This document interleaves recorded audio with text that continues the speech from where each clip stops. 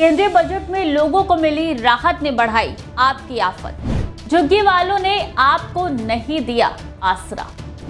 अब आगे क्या करेगी आप?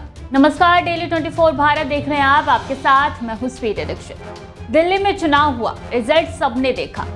आपकी करारी हार हुई और बीजेपी की 27 साल बाद घर वापसी हुई। राजधानी में आम आदमी पार्टी की सरकार कई सालों से थी। सिर्फ इतना ही नहीं, बैक टू बैक कई बार सरकार बनाई।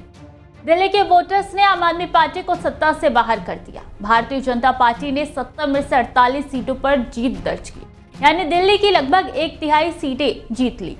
वो पिछले 27 साल से दिल्ली की सत्ता से बाहर थी। वहीं आप सिर्फ 22 सीटों पर जीत हासिल कर पाए। 2015 से दिल्ली की सत्ता पर काबिज रही आपके बड़े चेहरे भी चुनाव हार गए। नई दिल्ली सीट से पूर्व सीएम और आप सुप्रीमो अरविंद केजरीवाल को शिकस्त मिली। उन्होंने बीजेपी के पूर्व एमपी प्रवेश वर्मा ने उनको मात दी। जंगपुरा से पूर्व डिप्टी सीएम मनीष सिसोदिया को भी हार का सामना करना पड़ा। लेकिन काफी जनता के मन में सवाल है कि आखिर किस लिए आम आदमी पार्टी को दिल्ली की सत्ता से जनता ने बेदखल कर दिया, पर ऐसा हुआ क्यों?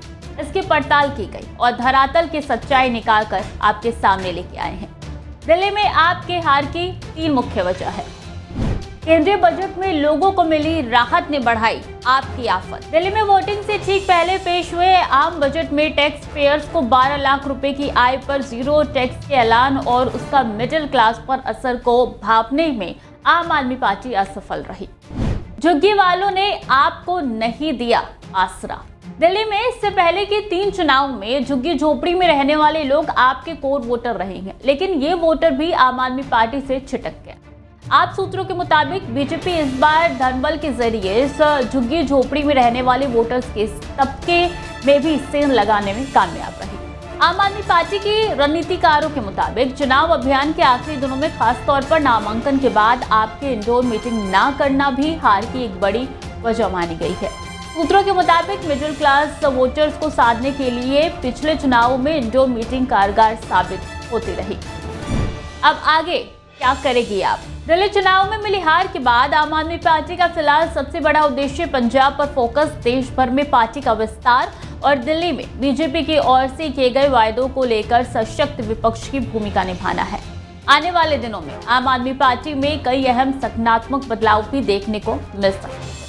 दिल्ली में आपके हार से कई ऐसे नेता हैं जिनकी तरह तरह की वीडियो निकल के सामने आ रही है। इस बीच चुनाव के बाद कई नेता बेरोजगार हो गए हैं। जो कभी सरकार चलाते थे, अब उनके पास कोई काम नहीं है।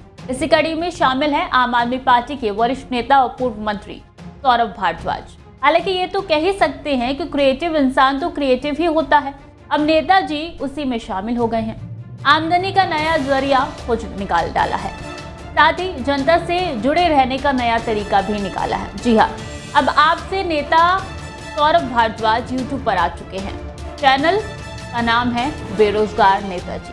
सौरभ भारद्वाज ने अपने नए डिजिटल प्लेटफॉर्म के बारे में जानकारी शेयर करते हुए बताया कि सोशल मीडिया पर उन्होंने एक वीडियो पोस्ट की। इस वीडियो में उन्होंने कहा कि 8 फरवरी को दिल्ली चुनाव के जो नतीजे आए हैं, उसके बाद पूरी दिल्ली बदल गई है। हमारी जिंदगी भी पूरी तरीके से 180 डिग्री पलट गई है।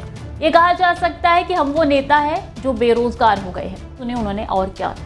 8 फरवरी को जो चुनाव के नतीजे आए, उसके बाद पूरी दिल्ली बदली है और हम जैसे लोग, हमारी तो पूरी की पूरी जिंदगी जो है 180 डिग्री जो है पलट गई है।